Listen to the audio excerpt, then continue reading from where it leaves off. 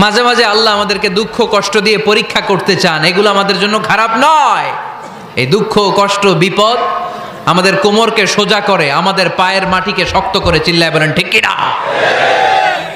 প্রতিকূল পরিবেশে কিভাবে বাঁচতে হয় এই দুঃখ কষ্ট আমাদেরকে শিখায়। এজন্য মুমিন বান্দার বৈশিষ্ট্য হচ্ছে দুঃখ কষ্ট বেদনা জ্বালা এগুলোতে সে আপসেট হয় না, সে হাল ছেড়ে দেয় না, সে ভরসা রাখে একজনের উপর, চিল্লায় বলতে হবে তিনি কে? কারণ মুমিন জানে রাত্রি যত গভীর হয় অন্ধকার তমানিসা ভেদ করে সুবহে সাদিক হয়।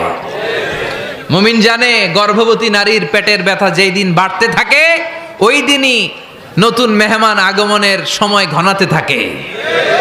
মুমিন জানে তার জীবনে দুঃখ কষ্ট বিপদ যত বাড়তে থাকে সুখের দিন কাছে আসতে থাকে। এজন্য মুমিনের হারাবার কিছু নেই। ফা ইন্নামা আল উসরি ইউসরা, ইন্নামা আল উসরি ইউসরা। নবী হে, কষ্টের পরেই আছে আনন্দ, দুঃখের পরেই আছে সুখ। আপনি সমস্যায় পড়েছেন, ওই সমস্যার সমাধানও আছে না নাই? এই পৃথিবীতে এমন কোন সমস্যা আছে যেটা সমাধান নাই? কথা বলেন। সমস্যা তৈরি করেছে কে? আবার সমাধানও দিয়েছে কে? Allah doesn't create a lock without its key. Allah কখনো চাবি না বানাইয়া ওইটার তালা বানায় নাই। কথা কন। তালাও যেহেতু আছে ওই তালার চাবিও বানিয়েছে কে?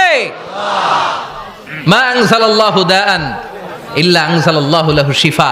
আল্লাহ দুনিয়ায় এমন কোন রোগ পাঠায় নাই যেই রোগের ঔষধ বানায় নাই, এমন কোন রোগ নাজিল করে নাই যেই রোগের কোনো চিকিৎসা বানায় নাই, হয়তো সেটা আবিষ্কার হয় নাই। অনেকে ক্যান্সারের কথা বলতে পারেন যে হুজুর ক্যান্সার এমন রোগ, এই ক্যান্সার তার নাই কোনো অ্যান্সার, কিন্তু বিজ্ঞানীরা বলতেছে এটারও অ্যান্সার আবিষ্কৃত হচ্ছে।